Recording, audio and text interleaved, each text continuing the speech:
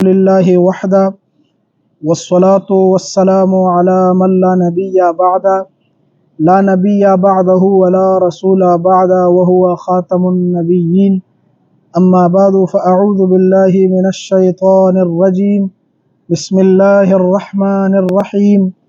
قال اللہ تبارک وتعالی فی القرآن المجید والفرقان الحمید ولا تقولوا لمن يقتل في سبيل الله أموات بل أحياء ولكن لا تشعرون وعن أبي الدرداء رضي الله عنه قال قال رسول الله صلى الله عليه وآله وسلم إن الله حرم على الأرض أن تأكل أجساد الأنبياء فنبي الله حي يرزق إن الله وملائكته يصلون على النبي يا أيها الذين آمنوا صلوا عليه وسلموا تسليما اللهم صل على سيدنا ومولانا محمد وآله وأصحابه أجمعين۔ حمد و ثنا کے بعد میرے بہت معزز سامعین کرام حضرات محترم، آج ہم جس موضوع پر گفتگو کرنے کے لیے حاضر ہوئے ہیں وہ مسئلہ حیات الانبیاء کا ہے۔ اس سے پہلے اس مسئلے پر اتنا نزاع نہیں تھا، مگر آج کل اور موجودہ دور فتن میں ایسے جماعات موجود ہے جو اس مسئلے کو جو ہے وہ نزاع بنا چکے ہیں اور اس پر جو ہے وہ بحث اور مباحثہ کرتے ہیں اور حیات الانبیاء کے منکر ہیں۔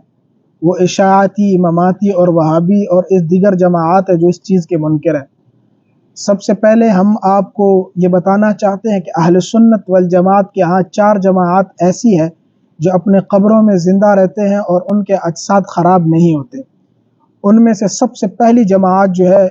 وہ انبیاء کرام علیہ السلام کی ہے،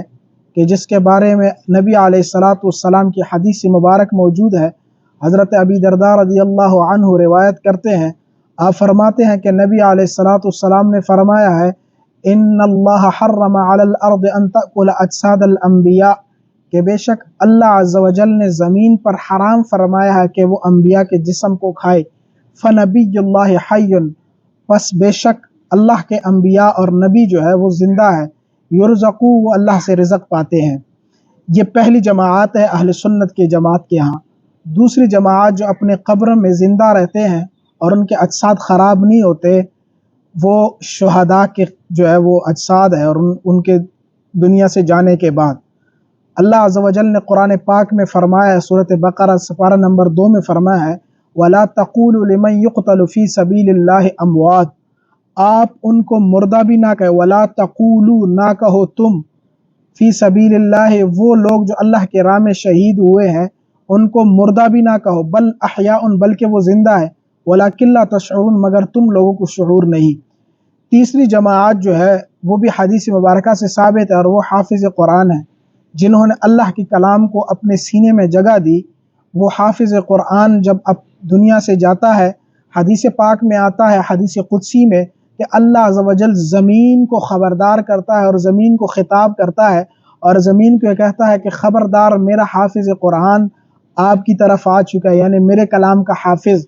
لہٰذا ان کے جسم کو ضائع مت کرنا۔ تو زمین جو ہے وہ زبان حال سے یہ کہتی ہے کہ میں آپ کے کلام کے حافظ کو کبھی ضائع نہیں کرتی۔ تو یہ حدیث قدسی سے ثابت ہے۔ اور چہارم جماعت جو ہے وہ علماء کرام دلالت النص سے ثابت کرتے ہیں، جو کہ صدیقین اولیاء ہے۔ اور یہ بات یاد رکھے کہ صدیقین اولیاء شہداء کے مقابل میں اعلیٰ اور افضل اور اعلیٰ ہے، اور ان کے مقابل میں جو شہداء ہے وہ صدیقین اولیاء کے ہاں جو ہے وہ مقابل میں، یعنی صدیقین اولیاء کے مقابل میں وہ ادنا ہے۔ تو اگر شہید اپنے قبروں میں زندہ ہے تو صدیقین اولیاء جو درجے میں اور اللہ کے ہاں صدیقین اولیاء شہداء سے افضل ہے، تو وہ تو بطریقہ اولیٰ اپنی قبروں میں جو ہے وہ زندہ رہیں گے۔ یہ جو پہلے 4 جماعات ہے یہ اہل سنت کے ہاں زندہ ہے۔ اللہ ہمیں عمل کرنے کی توفیق دے، اور ہم مزید اس پر اپنے دلائل جو ہے وہ انشاءاللہ بیان فرمائیں گے۔